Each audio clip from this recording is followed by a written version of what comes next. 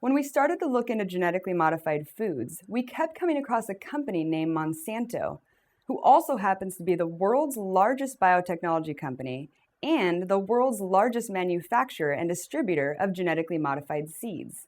Well, we wanted to find out, how did this company get involved in the production of seeds? What we found out is that Monsanto actually originated as a chemical company.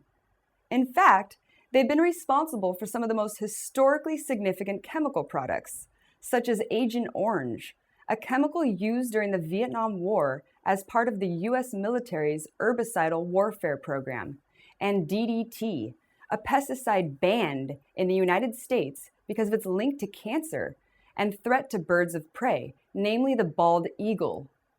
They also developed Roundup in 1976, the leading herbicide used domestically in the United States.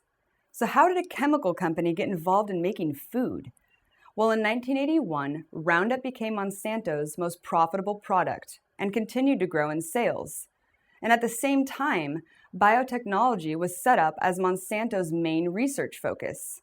Like any business, Monsanto's main goal was to maximize profits and annually increase sales. So they found a way to ensure that farmers would only use their products. How did they do this? Well, in 1996, they developed their first genetically engineered Roundup Ready seed, the first herbicide-resistant seed. The catch? These seeds are only resistant to Monsanto's Roundup herbicide. In fact, this guaranteed that any farmer planting Roundup Ready seeds would by default have to use Monsanto's herbicide Roundup as well. You're probably thinking, who cares? This doesn't affect me because I don't eat corn on the cob or soybeans all the time. Well, actually, corn and soy are two of the most basic ingredients in almost all processed foods in America. They come in the form of corn syrup, soy lecithin, fructose, lactic acid, dextrose, maltodextrin, cornmeal, soy flour, soy protein, textured vegetable protein, and of course soy or corn oil, which is used in tons of food products. But what about the farmers that don't use genetically engineered seeds? We found that the number of farmers that don't use genetically engineered seeds is diminishing.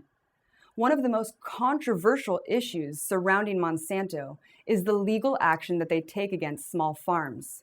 Small farms that grow crops in the vicinity of genetically engineered fields become contaminated, mostly due to pollination from the genetically engineered fields. Because of this contamination, and because every genetically engineered seed is patented, Monsanto can then go over to the small farms and force the destruction of all of their seeds, past and present, in some cases destroying the livelihood of farmers.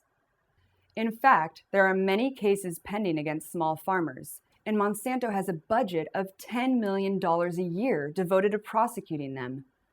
Talk about harvesting fear. Well, through our research, we found many studies from all over the world that talked about the effects of genetically modified foods. But where are the American studies? Through our investigation, we found that there have been very few independent scientific studies done because of limited funding. We also discovered that Monsanto conducts their own scientific studies and submits them to regulatory agencies. Many people believe that there's a conflict of interest when the studies done about genetically modified foods were conducted by the companies that make them. Maybe this is because there have been cases where labs hired by Monsanto have been charged with, quote, falsifying laboratory notebook entries and manually manipulating scientific equipment to produce false reports. Look, we don't want to point fingers at anyone here. And we're not trying to say that biotechnology can't be used for good or to solve problems. We need to have the option to know what we're eating and be conscious of our own decisions.